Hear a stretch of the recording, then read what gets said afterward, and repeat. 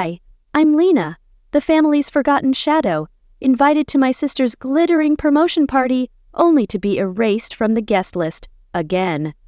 They mocked my daughter's heartfelt gift, branded me a failure, and raised their Prosecco to my ruin. But that night, their cruel laughter ignited a fire they couldn't extinguish. Someone rose, and the room finally saw me. What happens when the overlooked ignite? Share your own betrayal in the comments. Have you ever been stabbed in the back by those you called family? I was rinsing out Nora's lunchbox when I heard the mailbox clang shut. It was past 7, and the late Colorado sun was slanting through the blinds, lighting up the dull laminate countertops like they were lined with silver. For a second, I let myself enjoy the moment. Quiet, ordinary mine. Then I saw the envelope on top of the junk mail. It was ivory-colored with gold print, the kind of fancy stationery only one person in the family ever used, the kind that whispered, "You are invited, but don't forget your place." I didn't even need to open it. I already knew, but I did anyway. And there it was in bold Amelia font. You're cordially invited to celebrate Vivian's promotion to Director of Strategic Partnerships. Underneath, Ms. Lenora Valton and guest Lenora. They got my name wrong. Again. The correction could have been a simple text, one line, but they didn't bother because to them I was the typo. I stood frozen, the envelope trembling in my hand, remembering last year's gala when Marissa forgot to include me in the family photo, claiming it was an oversight. "You know how busy these things are, Lena," she'd said, her smile sharp as a blade. "Oversight, my foot." I tucked the envelope behind the cereal box before Nora saw it. She was still humming to herself in the living room, building a paper spaceship out of a paper towel tube. I leaned against the sink and stared at the floor. My name wasn't long or hard to spell, just unimportant. That's what it really said. I went to bed late that night after cleaning up the last glitter-covered craft stick. I told myself it didn't matter. I didn't even have to go. No one would miss me if I didn't show. But by morning, guilt had already taken up its usual seat at the breakfast table. "Mommy, what's this?" Nora asked, her small fingers clutching the RSVP card I'd stupidly left out. "Are we going to Aunt Vivia's party?" She looked so excited, her bangs stuck up in all directions, and her pajamas were 3 inches too short, but she was grinning like she'd just won a platinum ticket. "Can I wear my sparkly dress?" she added, eyes wide with hope. "I want Aunt Vivia to see me shine." Her innocence pierced me. She didn't know Vivian had once called her that clingy kid at a family brunch, loud enough for me to hear. I paused. She was 7. She didn't remember the last party. She didn't know that Grandma once made a toast about how impressive it was to raise a child on expired oatmeal. She didn't hear the laughter. She didn't feel the shame that stuck to me like smoke from someone else's fire. "I guess we are," I said quietly, brushing muffin crumbs off her cheek, because I couldn't stand the look she'd have given me if I said no. It was always like this. My desire to be done with them warred with the tiny hope that maybe this time it would be different, that maybe someone would say, "It's good to see you. I'm glad you came," and mean it. That night, while Nora slept curled in a nest of stuffed animals, I got a message from my mother. "Please don't make this night about you. Just smile, be polite, and don't bring up old stuff." Vivian worked very hard for this. That was it. No greeting, no how are you, just orders like I was a risk. A crack in the glossy surface they didn't want anyone to see. I gripped my phone, my knuckles whitening. "Old stuff?" I muttered to the empty room. "Like the time Marissa borrowed my college savings for Vivian's study abroad, promising to repay me, only to laugh it off later?" "You're so dramatic, Lena," she'd said. I never saw a cent. I stared at the screen for a long time, letting her words press against my chest like something heavy. I wanted to reply, to ask her if she'd ever thought about why I stopped showing up in the first place. But I didn't. I just deleted it. Then I pulled my dress from the back of the closet, the only one formal enough to blend in, but plain enough not to stand out. The side zipper was still broken. I had to shimmy into it and pin the seam with a safety clip. I ironed it anyway, hands trembling a little from the effort of staying composed. In the bathroom, with the door shut, I let the silence wrap around me. That's when it hit, the thing I always tried to push down, the ache of wanting to belong to people who didn't want me back. I clutched the sink, staring at my reflection. "You're not enough for them," I whispered, the words slipping out before I could stop them. I thought of Vivian's last birthday, when she texted the family group chat praising everyone's gifts, except mine. "Did you even send anything, Lena?" she'd asked publicly, knowing I'd mailed her a handmade scarf Nora helped weave. I sat on the edge of the tub, staring at the cracked tile near my feet, and cried as quietly as I could. Not because I was sad, not really, but because hope, when it gets too small, starts to hurt like a splinter you can't dig out. The next morning, the sun poured in earlier than I wanted. I hadn't really slept. Nora danced into the kitchen wearing her sparkly boots and a tutu over her jeans. "Surprise!" she shouted, holding up a La Jiang opaque piece of paper folded into thirds. Inside was a hand-drawn card complete with stick figures and a blue heart above it in green marker. "To the best mommy, you're my boss." I didn't say anything. I just pulled her close and held on a little longer than I needed to. She looked up. "Can we bring brownies for the party? The ones with chocolate chips?" "Of course we can," I said, even though I knew they'd probably end up on a table full of gift baskets and imported wine bottles. But she wanted to give something, and I wasn't going to teach her that giving only counts if people clap for it. "Let's make them extra special," Nora chirped, clapping her hands. "Maybe Aunt Vivia will love them so much she'll hug us both." Her optimism stung, knowing Vivian had once tossed Nora's crayon drawing in the trash at a family picnic, claiming it cluttered her purse. We packed them in a small tin. Nora insisted on decorating it with unicorn stickers, and I placed it gently in the tote bag, next to a travel pack of wipes and her favorite book for the car ride. As I buckled her into her booster seat, I caught my reflection in the rear-view mirror. There I was, hair tied back, lipstick barely on, eyes a little puffy. "You're not here to be liked," I whispered. "You're here to be kind to her." It's what I told myself, but the truth, I didn't fully believe it, because somewhere buried deep under the practiced smile and the layered silence, I still wanted to be seen. In the car, Nora chattered about the party. "Do you think they'll have a big cake? Will Aunt Vivia tell everyone I'm her favorite niece?" I forced a smile, my grip tightening on the wheel. I didn't tell her about the time Vivian had whispered to Marissa at a family reunion, "Lena's kid is sweet but so needy." We pulled into the downtown Denver garage 15 minutes before the event was supposed to start. Nora had fallen asleep on the ride over, her face still sticky from the chocolate chip brownies she insisted on tasting. I parked in a spot tucked far in the back. No valet today, not for us, and gently nudged her awake. By the time we stepped out of the elevator onto the rooftop level, the hum of soft jazz and Prosecco clinks filled the air. The venue was breathtaking. Granite accents, silver balloon arches, and a live string quartet playing a slower version of Can't Take My Eyes Off You. The sun hadn't fully set yet, but the purple glow reflected off the skyline glass panels like fire frozen mid-measure. Nora gasped and spun in her little dress. "Mommy, it looks like a castle." I smiled at her, adjusting her sweater. "It's fancy, huh?" She nodded with a wide grin. I led us past the check-in table, where a young woman with a Bluetooth earpiece barely glanced up as she handed me a program.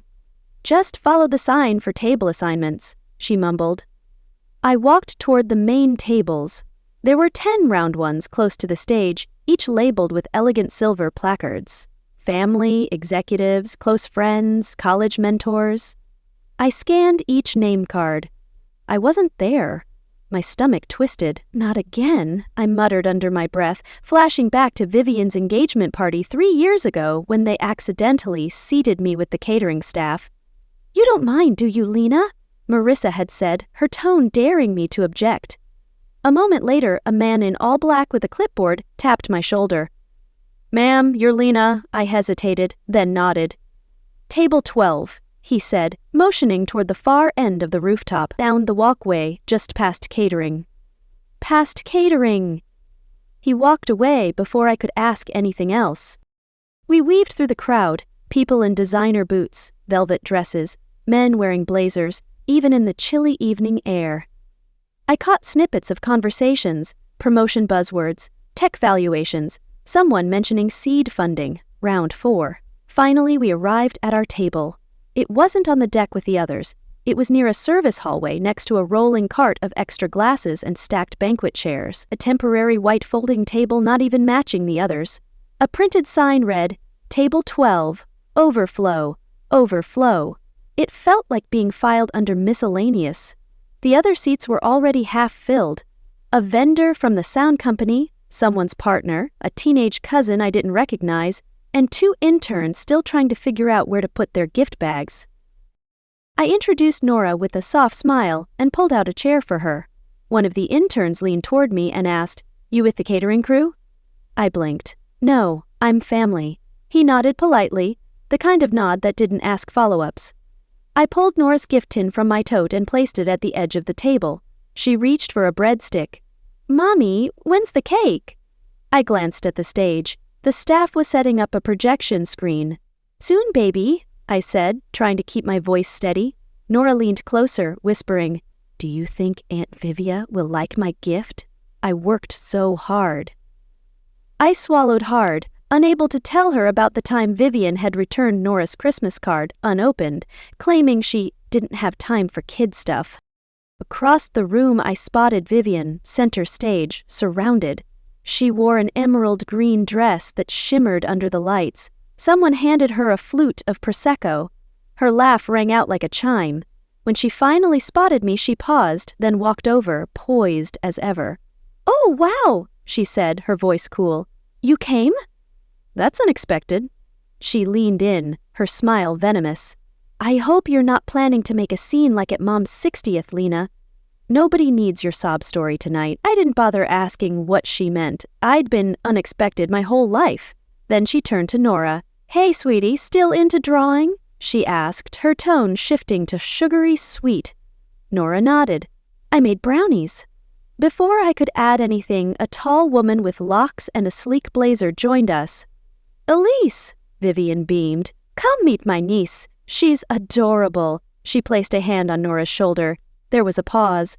Then Vivian added almost like an afterthought, "Oh, and that's her mom." Just that. Not my sister, not Lena. Her mom. Elise smiled. "Oh, you work with kids too?" My mouth went dry. Nora tugged my hand. I just nodded once. The lie easier than explaining my entire family history in 30 seconds. "That's nice," Elise said. "Takes patience." I gave a tight smile. "Yes, it does." Elise turned to Vivian and launched into a story about onboarding new partners. I faded from the conversation like a curtain drawn too far from the spotlight.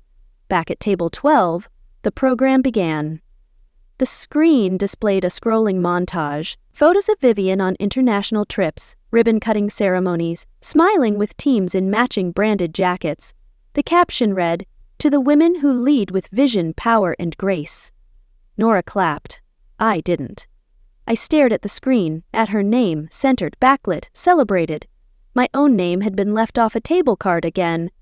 My gaze dropped to my heels. The leather was cracked along the sides. I'd worn them for job interviews, parent-teacher nights, once to a memorial. But never a place like this. Never somewhere I was expected to be proud of someone who forgot I helped her rise. Nora tapped my arm. "Mommy, are you sad?" I looked down at her wide eyes, my voice caught in my throat. "No, baby, I'm just remembering something. A community center printer, a worn-out resume template. The night I stayed up past 1 a.m. typing bullet points for Vivian's first fellowship application while she went out dancing with her college friends. No one ever thanked me, not once. I clenched my fists under the table, recalling how Vivian had bragged about that fellowship at a family dinner, claiming she'd nailed it on her own. When I'd gently reminded her of my help, Marissa had cut in. "Don't be so needy, Lena. It's not always about you." A photographer passed by and paused. "Could you step aside? I need the sign in the background." I moved. Nora held my hand, and just before I stepped away completely, I whispered under my breath, "One day, I won't be the one stepping aside." The MC called for everyone's attention just as twilight settled across the Denver skyline. The last rays of sun were fading behind glass towers, and fairy lights twinkled above us like they'd been strung just to disguise how cold this gathering truly was. The voice through the speakers was confident, almost too smooth. "Tonight we celebrate the incomparable journey of Vivian Kessler, newly appointed Director of Strategic Partnerships." Polite applause. I felt Nora squeeze my hand, excited. "It's her big night, right, Mommy?" I nodded, lips tight. The screen behind the small podium lit up and the pre-recorded message from Vivian's CEO played. She called her a rising force, praised her innovative approach, and credited her with transforming outdated systems. I almost laughed at that last part because the real transformation had started back in our shared apartment when I taught her how to format a proposal and how to write a subject line that didn't sound like spam. But none of that was part of tonight's slideshow. Then came Vivian's manager, a woman in her early 60s, who kept referring to her as our shining star. Next, Vivian took the mic. The crowd leaned forward, cameras were lifted, I sat up straighter. She started well, thanking the company, her team, her mentors. Her voice was smooth, polished, practiced, and of course, she continued, raising her Prosecco glass, "I have to acknowledge my older sister." Nora lit up. "That's you!" My heart thumped. I tried not to hold my breath. Vivian smiled wide, bright, like she was about to offer something meaningful. "The strongest woman I know, a single mom, resilient, tireless." I sat taller and clearly unwanted by anyone else. Laughter, a full beat of it. Some gasped and laughed harder because of the shock. Others laughed like it was the best joke they'd heard all night. Some just looked around awkwardly, unsure whether to join in. I didn't move. I couldn't.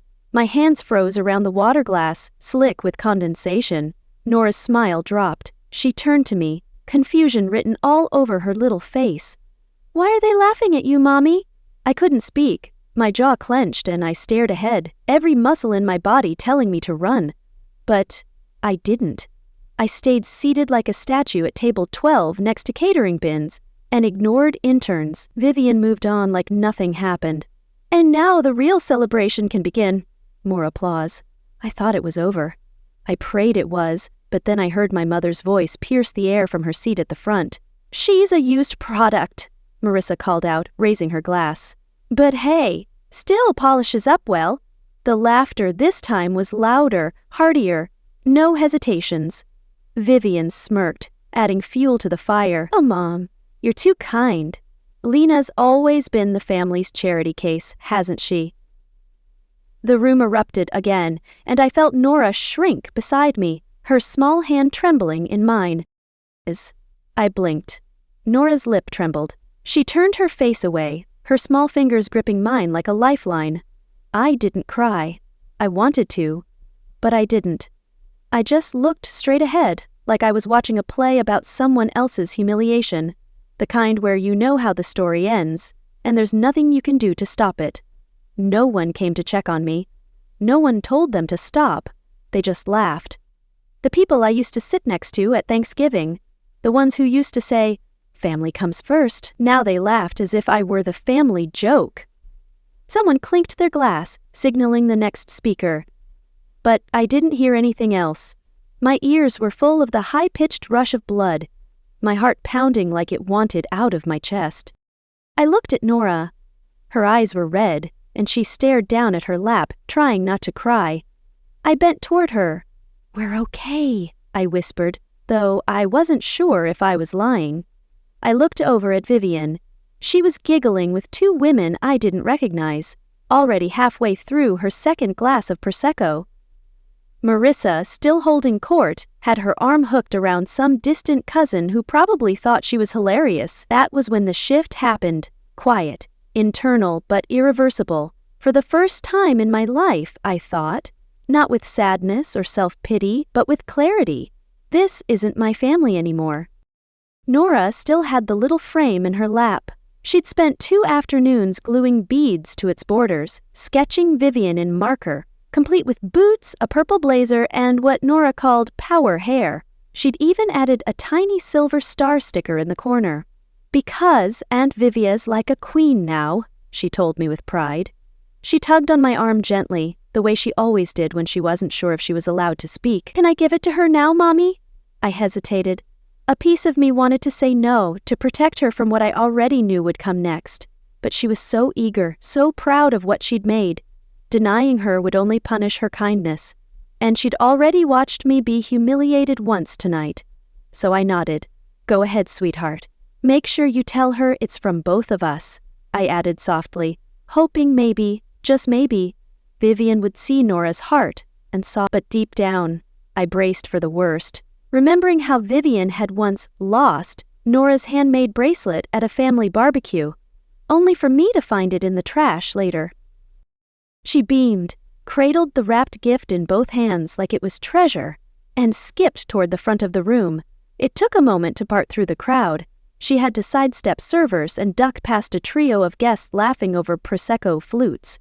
But finally she reached Vivian, who was standing near the dessert table, chatting with a few people I recognized vaguely from her social media posts. Nora tapped her aunt's elbow gently. Vivian turned, glancing down. "Oh, hi," she said with a polite smile, eyes flicking from Nora to the gift. "I made this for you," Nora said proudly. "Congratulations." She held it out like it was a trophy. Vivian didn't reach for it. Instead, she tilted her head and smiled that tight hostess-style smile she always used when she didn't want to offend, but didn't really care either. "Ah, you're sweet," she said, then looked back toward her friends. "But I don't really have a place for handmade stuff in my loft. Very minimalist vibe." She leaned down slightly, her voice dripping with condescension. "Nora, sweetie, maybe next time make something less messy? My interior designer would have a fit." She patted Nora gently on the shoulder like she was handing a kitten back to its owner. "Maybe your mom can keep it for you." There was an awkward pause. "Just long enough." A woman next to her muffled a laugh behind her hand. Another man cleared his throat, pretending to sip his drink, eyes darting away. Nora stood there, frozen, still holding the gift. Then she turned around slowly, her smile fading, and walked back toward me, eyes wide, lips tight, trying not to cry in front of strangers. I didn't stand up to catch her. I was too busy trying not to explode. By the time she reached me and sat in my lap, her voice cracked. "Did I do something wrong?" I brushed her hair back. "No, baby," I whispered. "You were the only one who did something right." Before I could say anything else, the mic screeched slightly and the MC took center stage again. "Okay, everyone," he chuckled into the microphone. Let's keep the energy going. Don't worry, real gifts are coming up next, not glitter glue tributes." People laughed again, this time at my daughter. I didn't look at them. I looked at Nora. She was biting her lip, eyes locked on the brownie she'd decorated earlier and hadn't eaten. It sat on a napkin untouched, as if it too had been rejected. I kissed her forehead and stood up just enough to pull her chair closer to mine. The frame sat between us now, like a small, unclaimed secret. I took a sip of my water. My hand was shaking from rage, from shame, from restraint. They didn't just make her feel small, they trained her to believe that being thoughtful was embarrassing. And the worst part? They thought it was funny. I glanced around the room. Vivian was back to laughing, sipping Prosecco with a woman in a cream dress who looked like she'd never handmade anything in her life. Marissa was scrolling through her phone, her smile smug like someone who thought they'd won a bet, and the rest of them, nodding, laughing, complicit. No one stood up. No one said that was too far. No one offered Nora a kind word or even a glance of empathy. They just kept the party going. I leaned forward and whispered to Nora again. "We're going to leave soon." She nodded, pressing the frame against her chest like she didn't want to let it go. I sat there silently for a while, scanning every face in that room, memorizing the ones who laughed, the ones who looked away, the ones who would claim later they didn't hear it. But I heard, and Nora heard, and I wasn't going to forget. I'd always thought keeping the peace meant staying quiet, but peace doesn't mean humiliation. Peace doesn't mean watching your daughter learn she's not good enough in glitter. I wrapped my arm around her and whispered to myself under the hum of the music, under the sound of glasses clinking. They're going to learn what happens when you laugh at the wrong person. It was somewhere between Vivian's 4th Prosecco toast and the 5th round of bruschetta that I stood up to help Nora get a napkin. She'd gotten sauce on her fingers and didn't want to lick them in public. She whispered that last part to me like it was a state secret. As I bent over to grab napkins from the buffet table, I heard it rip. A sharp, dry sound. A pop from the past. I froze. The zipper on the side of my dress, the one I'd stitched by hand after it broke last spring, had split open right under my ribs.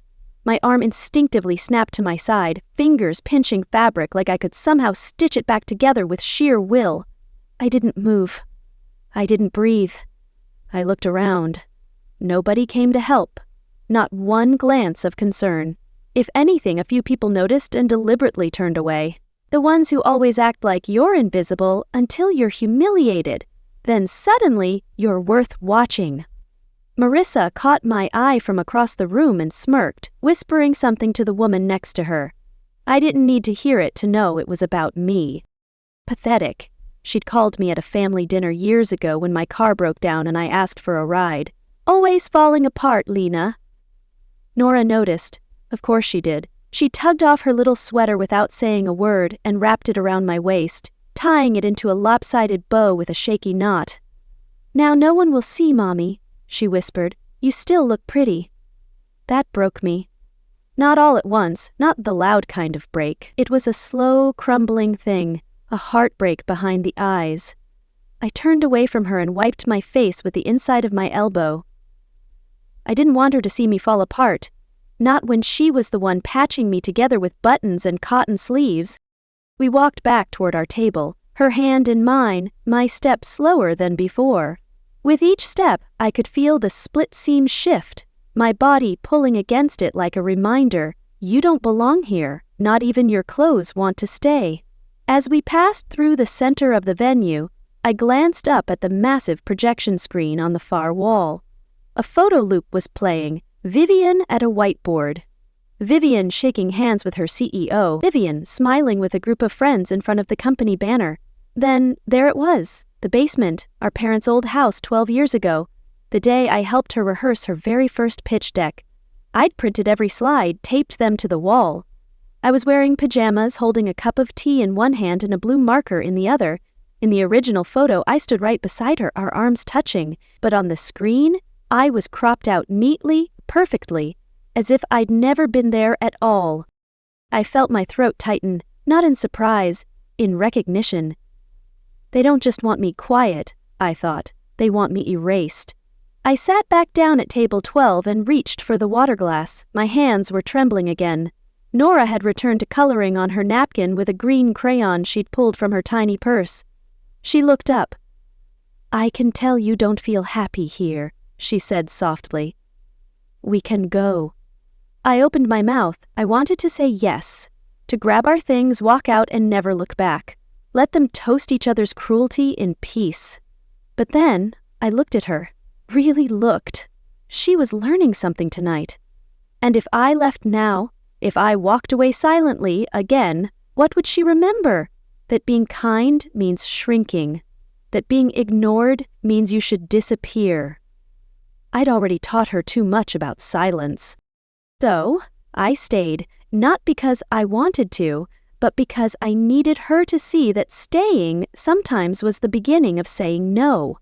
I watched Vivian give another toast. Laughter erupted again, near the Prosecco bar. My mother was sitting with a woman wearing diamonds and fake empathy, nodding as if they had something to teach the room. Nora leaned her head on my arm. I let out a breath I didn't realize I was holding. Then, I reached for my phone and opened a text thread I hadn't touched in a long time. Professor Caldwell. She'd mentored me in grad school, then went on to chair a board for one of the fastest-growing renewable energy funds in the state. Last I'd heard, she was attending the upcoming Urban Innovation Summit where Marcus Thornton was slated to speak. I typed, "Hi, Dr. Caldwell. I'd love to reconnect at the Denver Urban Summit if you're still attending. Would be honored to reintroduce myself properly. Warmly, Lena." I hit send. My heart picked up speed, not from nerves, but from something different, something like purpose. For the first time all night, I wasn't reacting, I was initiating. Nora looked up as we re-entered the room, and I gave her a small nod. Her eyes relaxed, even though she didn't know what had just shifted inside me. We hadn't even taken 3 steps before Marcus glanced in our direction again. This time, I met his gaze. He didn't smile, just gave a subtle, respectful nod. Then he turned back to Vivian, who was laughing too loudly at something someone said, and leaned in to whisper something again. I couldn't hear it, but it was enough to make her glance quickly toward the stage. The mic. Marcus gestured toward it. "Why don't we open it up?" The words carried across the room. A few guests turned their heads. One woman clapped slowly, unsure if it was the start of something or just filler between speeches. The crowd murmured, adjusting in their seats, the energy shifting, not with chaos, but anticipation. Something in the air had changed. Not overtly, not yet.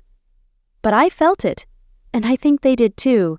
Something was shifting, not loud, but seismic. Marcus Thornton didn't raise his voice. He didn't clear his throat or tap the microphone for effect. He simply stepped forward, and the room followed him like gravity had shifted just slightly in his direction. "I'd like to say a few words," he said, his voice even smooth as someone who's watched this journey unfold from the beginning. Polite applause, a few nods. A waiter paused mid-step. Vivian's eyes lit up like she was about to be coronated. She turned slightly in her chair, elbow on the table, lips already curling into a poised smile. I didn't move. I just tightened my arm around Nora, who now leaned fully against me, warm and still. "Tonight," Marcus began, "we celebrate leadership, vision, achievement. But I want to speak briefly about recognition." He looked out over the crowd, not at the executives, not at the interns, straight at me.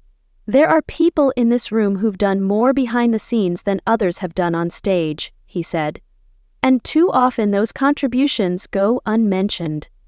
A few heads turned. My mother stopped whispering. I saw Vivian shift in her seat, shoulders tensing just enough to betray her polish. Marcus continued, "Tonight we honor one sister, but let's not forget who opened the door in the first place." There it was, no names, but the message landed like thunder. My hands remained folded in my lap. Nora's grip on me didn't loosen, and for once, I didn't want it to. Vivian's smile faltered, and she shot me a glance, her eyes narrowing. "Don't get any ideas, Lena," she'd hissed at a family wedding years ago when I dared to compliment her speech. "Nobody's here for you." Then from the back of the room, a soft voice broke the moment. "I'd like to say something too." Everyone turned. Talia, a junior team member at Vivian's firm. She stepped forward slowly, her hands trembling slightly at her sides. "I know this is a celebration," she began, "but I just want to acknowledge someone who changed my life." Vivian smiled again, assumed it was about her, but Talia didn't look at her. She looked at me. "Ms. Valton helped me during my mental health leave," she said, her voice growing firmer. "She sent me resources, checked in when no one else did. I was falling apart and—" She noticed. Vivian started to interject. "That's touching, Talia, but—" Talia didn't even blink in her direction. "I never got to say this before," she said, "but thank you. You didn't know it, but you saved me." Polly's eyes glistened as she added, "When I told Vivian I was struggling, she said to tough it out and not embarrass the team. But you, Lena, you cared." And then, for the first time all night, the applause was real. Not polite, not performative, just real. Not for Vivian, for me. I didn't stand, I didn't bow my head. I just blinked slowly as the room shifted once more. Not in a loud, crashing way, but like something had finally tilted back to balance. Marcus stepped back up for one last moment. "Some of us work quietly," he said, "but the impact isn't smaller, it's just stronger over time. He descended the steps, and as he passed my table, he leaned slightly, whispering just loud enough for me to hear. "I have something for you, but not here." I looked up at him and nodded. Vivian wasn't smiling anymore.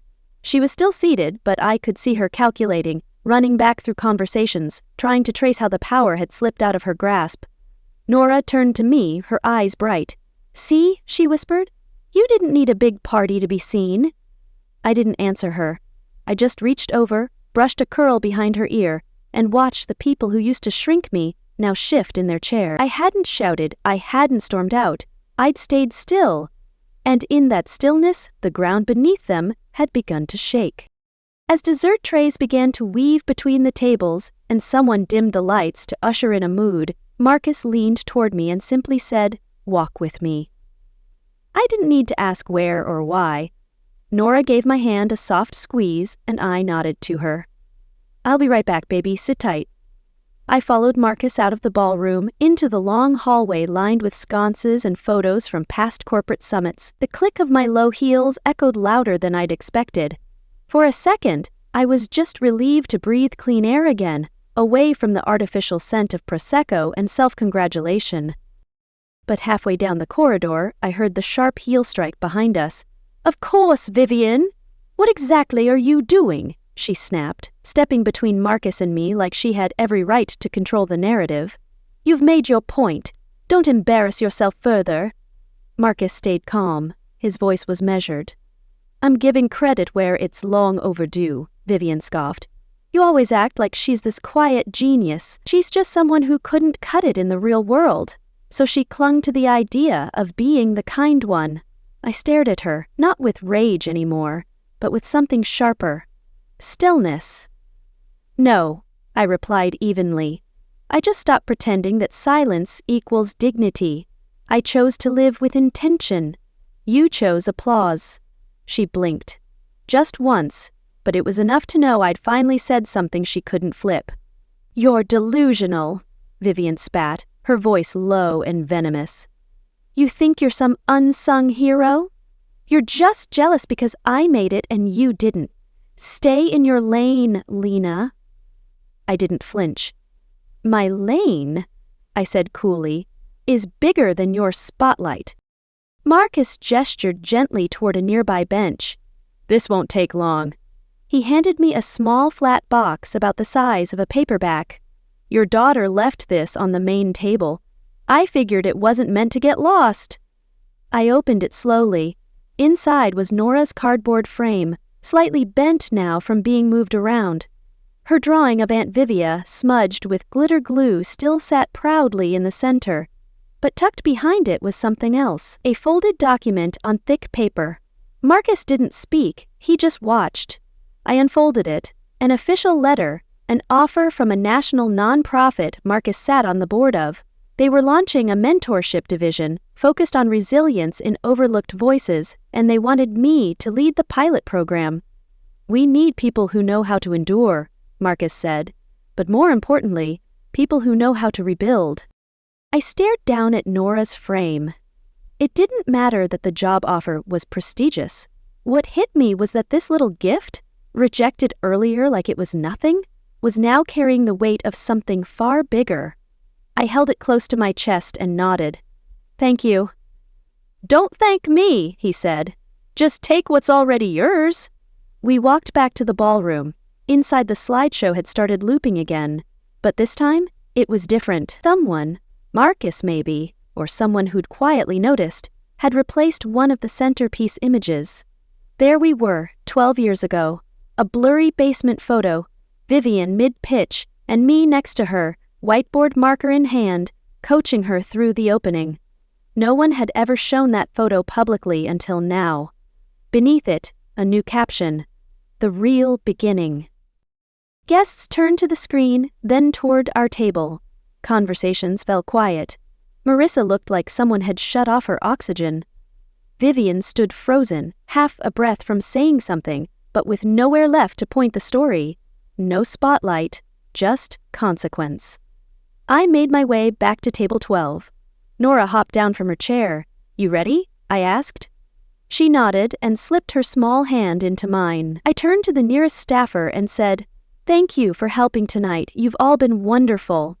Then I glanced toward my mother. "You don't have to say anything," I said gently. I already stopped listening. I didn't wait for a reply. Vivian stood rigid as I passed, arms crossed tight over her chest like she was trying to hold in a storm. "You'll always have the room," I said. "But I have what matters." We walked toward the exit. Marcus nodded from near the bar, a small smile on his lips. At the threshold, Nora tugged the frame closer to her chest and whispered, "Next time, I want to make 2 of these." I smiled finally from someplace deeper than pride. There won't need to be a next time, baby. This was the last lesson. The venue's lights faded behind us as the car cut through the velvet dark. The road home was quiet, just the hum of the engine and the occasional flicker of streetlights across the windshield. Nora was asleep in the back seat, her head tilted against the window, still clutching the cardboard frame like it held all her hopes. I glanced at her in the rearview mirror, her face soft in the dashboard's glow. She was safe, but I wasn't sure if I was. No one chased after us as we left. No tearful apologies, no sudden regrets from Vivian or Marissa. The silence wasn't the release I'd expected. It was heavy, like a door I'd closed, but couldn't lock. I'd spent years waiting for their validation, their sorry, but tonight showed me it might never come. And that truth didn't feel like freedom yet. It felt like a bruise I'd have to learn to carry. When we got to our small home in Boulder, the moon was high, casting pale light through the kitchen window. I carried Nora inside, her weight warm against my shoulder, and tucked her into bed. The cardboard frame went on her nightstand, its glitter catching the moonlight. I stood there longer than I needed to, watching her breathe, wondering what she'd carry from tonight. Would she remember the laughter, the rejection, or would she hold on to Talia's words, Marcus's nod? I didn't know, and that uncertainty gnawed at me. In the living room, I pulled out the offer letter from Marcus. The nonprofit's logo stared back, promising a new start. It was a chance to lead, to matter in a way I'd always wanted, but as I traced the start date with my finger, I felt no rush of triumph. The job was real, but so was the weight of starting over. New expectations, new doubts, the fear I might still feel invisible. I folded the letter and left it on the counter, not ready to circle anything yet. My phone buzzed, Talia's message, "I hope you know you started something tonight." I stared at it, a single heart emoji hovering under my thumb. I sent it, but the gesture felt small against the ache in my chest. I didn't feel like a hero or a victor. I felt like a woman who'd survived a room full of sharp edges, still piecing herself together. The next morning, sunlight spilled into the kitchen, soft but not quite warm. Nora wandered in, rubbing her eyes.